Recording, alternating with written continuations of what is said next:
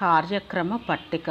నెల రోజుల కిందట మధుర వెళ్ళిన సర్వాధికారి నిరంజనానంద స్వాముల వారు 4-5 రోజుల క్రిందట పట్నం వెళ్ళారట. అక్కడున్న రమణ భక్తులలో ప్రముఖులైన వారితో ఆలోచించి సెప్టెంబర్ 1వ తేదీకి నిర్ణయించిన స్వర్ణోత్సవానికి నడపదలిచిన కార్యక్రమం అంతా పట్టికగా రాసి పంపగా నిన్న ఉదయం తెచ్చి వినయ విధేయతలతో శ్రీ భగవానులకు సమర్పించి చేతులు జోడించి నిలిచాడు టీకే దొరసామయ్యరు. ఆ లేఖలో ఉత్సవ దినం ఉదయం 7 గంటలు మొదలు రాత్రి 7 వరకు జరపదలిచిన కార్యక్రమం అని రాసి ఉంది.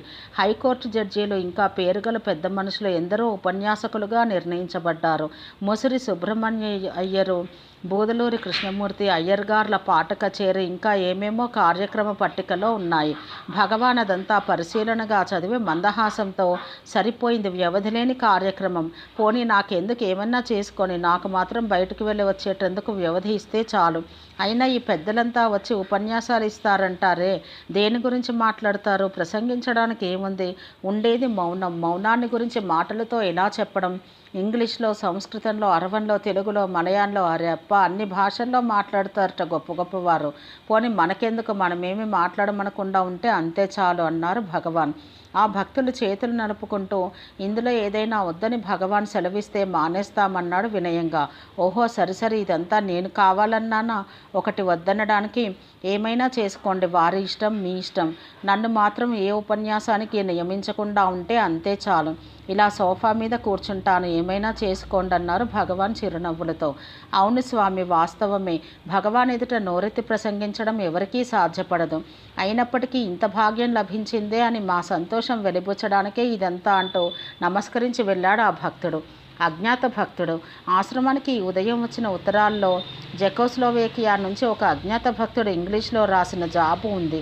అది చూసి వాత్సల్యపూరితులై భగవాన్ ఆ జాబు సంగతి అందరికీ చెప్పి హాల్లో చదివించారు.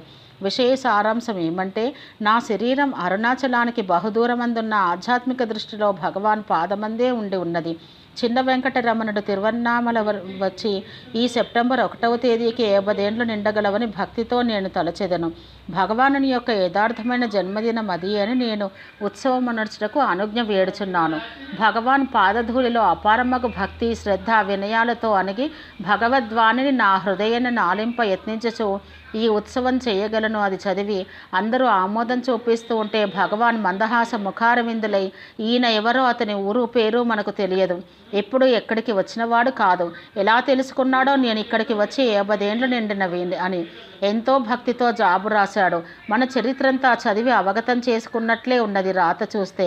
సర్ ఎస్ రాధాకృష్ణన్ గారి వ్యాసానికై భక్తులు ఎదురు చూస్తూ ఉంటే ఇంతవరకు రానేలేదు. వస్తే మొదటే ఆది వేయాలని వీరి తలంపు.